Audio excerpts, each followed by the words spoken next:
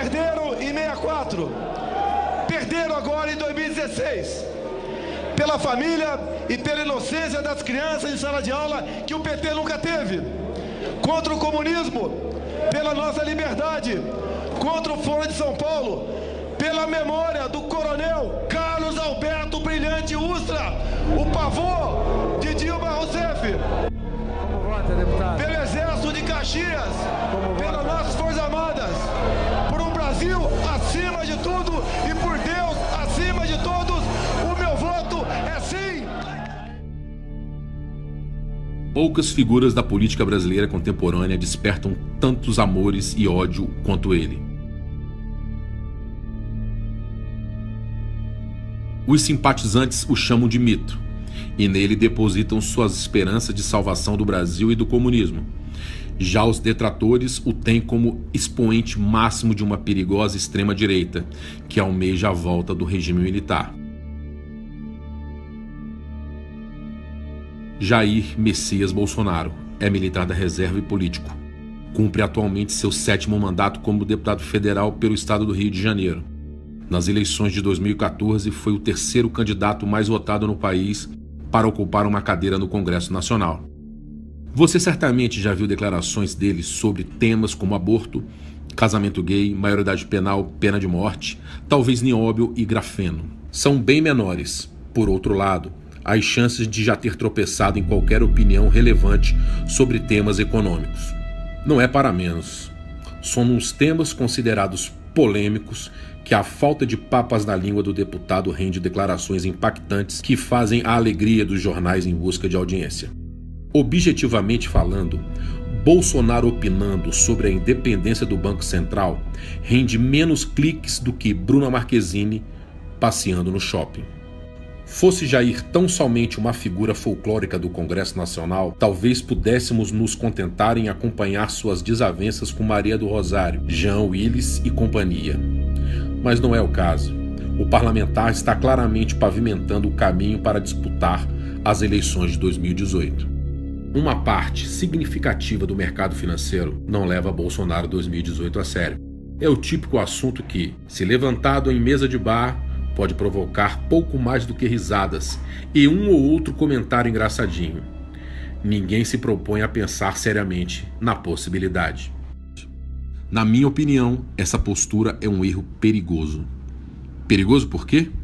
As primeiras pesquisas de intenção de voto, me abstenho aqui de discutir a qualidade das mesmas, evidenciam que, ao contrário de candidatos nanicos, Bolsonaro tem um eleitorado potencialmente relevante. Aventar uma hipótese nada tem a ver com desejar ou não sua ocorrência. Pouco importa o que penso ou o que você pensa sobre Bolsonaro. O fato é que, se ele realmente está na disputa presidencial, é prudente ter alguma ideia do que esperar caso sua candidatura ganhe tração. No mínimo, porque isso tem o potencial de afetar os seus investimentos. Tenho, evidentemente, meus posicionamentos políticos pessoais, a quem porventura tenha dúvidas. Minhas opiniões se encontram predominantemente nos campos conservador e liberal, mas tanto quanto possível, não acredito em isenção e nem quero que você pense que sou isento. Pretendo deixá-los de lado aqui. O meu foco é orientá-lo para, em qualquer cenário político e econômico, fazer você ganhar dinheiro e proteger seu patrimônio, independentemente de minha posição política. Este é um relatório escrito por mim, com a minha forma de avaliar o país. Cada um dos pensadores da Inversa tem suas próprias visões políticas e econômicas, que serão manifestadas em suas respectivas newsletters. Você não precisa concordar com nenhum de nós, mas saiba que vamos sempre buscar as melhores orientações de investimentos para quaisquer que sejam as realidades brasileira e mundial.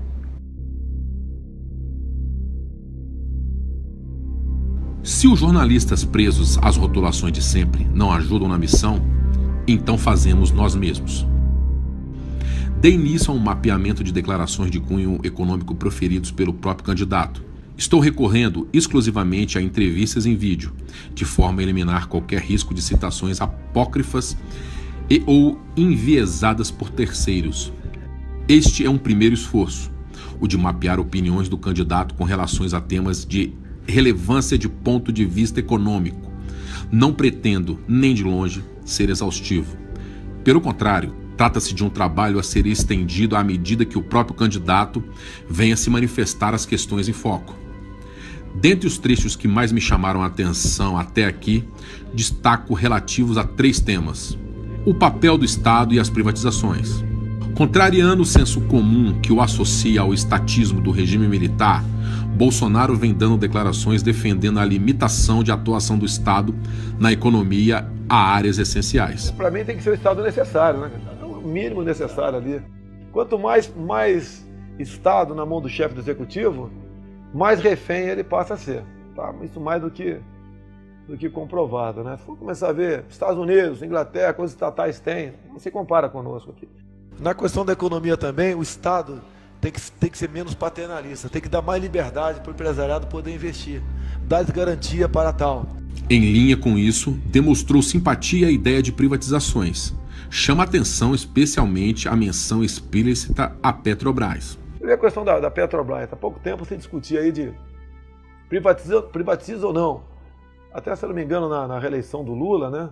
Ou na primeira eleição da Dilma, isso foi colocado em negociação e a esquerda defendendo ela manter-se como está, porque com o nome Petrobras, se não me engano, ela seria era a senha para ser privatizada. Você vê hoje em dia, o que interessa quase o pré-sal para a gente?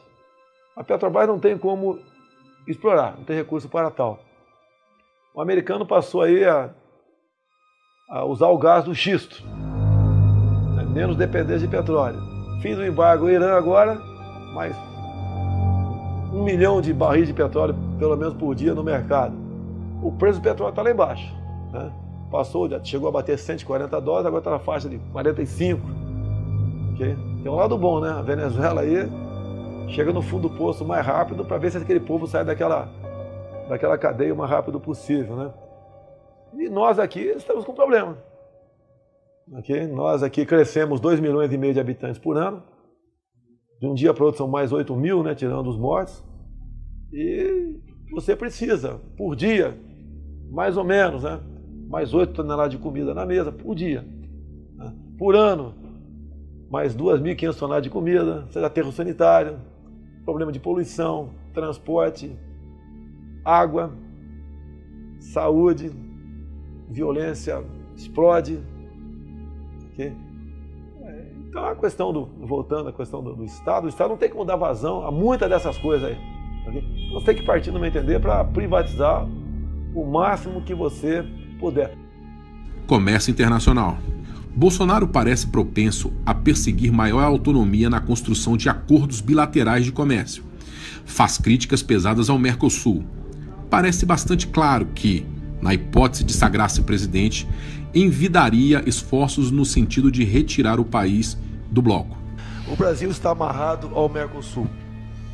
O Brasil fez miséria para que a Venezuela também entrasse no Mercosul, inclusive criando um problema diplomático com o Paraguai, que agora vai começar a não mais vender o excedente da energia de Itaipu para nós, vai usar talvez na produção de alumínio em seu país.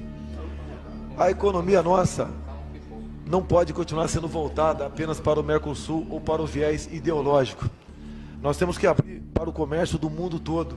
Um país que se fecha no seu mercado por viés ideológico, a consequência é isso que está aí. E para você reabrir esses mercados, que sejam por melhor acordo possível, você leva no mínimo a 3, 4 anos para você poder respirar nessa área. Enquanto nós não mudarmos essa política em nosso país, enquanto nós nos aproximarmos verdadeiramente da Europa, da América do Norte e da Ásia, e abandonarmos aqui o Mercosul, você pode até fazer negócio. Nós não podemos deixar de continuar importando o gás da Bolívia. Há interesse para eles. Você não pode continuar fazendo muito negócio aqui na América do Sul, mas não dessa forma. Se desprender, né? Você tem que desprender. Você, para fazer um negócio qualquer com qualquer outro país, você tem que pedir bênção ao Mercosul. Geralmente a nossa política vai para o espaço. Então você tem que botar gente com a mente aberta, que vá para um estado mínimo e busque negócio com quem tem tecnologia. Em substituição ao mercado comum, acordos bilaterais. Parecem claras alusões aos caminhos escolhidos por Reino Unido no Brexit e pelos Estados Unidos, por ocasião da desistência do Acordo Transpacífico e da renegociação dos termos do NAFTA. Se livrar das amarras do Mercosul, partir para o bilateralismo, como o Trump fez. Política industrial e agronegócio. A exploração de recursos minerais é objeto frequente de declarações. Bolsonaro dá sinais de flexibilização a barreiras impostas ao setor, principalmente com relação à exploração em áreas atualmente demarcadas como reservas indígenas e outras áreas, sujeita a restrições, mas também critica a exportação pura e simples das commodities. Defende, pelo contrário, uma agenda mais próxima do desenvolvimentismo, com a priorização da industrialização das mesmas em território brasileiro. Minério de ferro. Você não pode continuar exportando minério de ferro in natura. Você tem que ter uma siderúrgica, pelotizá-lo, agregar trabalho. Nós não podemos continuar exportando um navio de minério de ferro e recebendo uma canoa de aço ou uma jangada de laptop em troca disso. Nós não temos um Vale do Silício, não temos aqui como aproveitar essa massa humana maravilhosa que nós temos, que são pessoas que pesquisam, que buscam desenvolvimento. Tá? Essas pessoas, você não valoriza essas pessoas. O país que vive de tecnologia dos outros é um país fadado à escravidão, e nós somos escravos. Além de louvar frequentemente a relevância do agronegócio para a economia brasileira, Bolsonaro volta a questionar as restrições impostas ao setor por conta de políticas ambientais. Entrar aqui na questão do agronegócio de cabeça, não podemos tratar o produtor aí como bandido. A questão de reservas indígenas, área de proteção ambiental, parques nacionais, estação ecológica. Quem está de paletó e gravata vai me chamar de bandido, nunca mais volta nesse cara. Eu não posso, pensar e um dia decidir as questões do Brasil mentindo para você. Não posso fazer isso. Continue escolhendo esses que estão aí. Mas isso daí tem sufocado o agronegócio. Você, não sei se porventura está assistindo esse vídeo agora aqui, Você vai jantar ou almoçar, isso aí você tem que ter no campo. Você não tem como desmatar. Não desmatar para você criar boi, para você plantar arroz, feijão, soja, etc. Não tem como plantar soja na cobertura do prédio e criar boi aqui no quintal.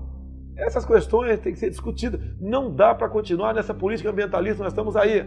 Ela está completamente agregada a interesses internacionais. Muito embora o apresentado até aqui esteja longe de ser conclusivo, há diversas outras declarações de Bolsonaro que ainda não cataloguei, bem como um amplo leque de temas sobre os quais o candidato parece ainda não ter se manifestado. Parece-me razoável aventar que haja certa desconexão entre a imagem atualmente transmitida pelos veículos de imprensa mainstream e o discurso propagado pelo parlamentar nas ocasiões em que lhe é oportunizado abordar tais temas.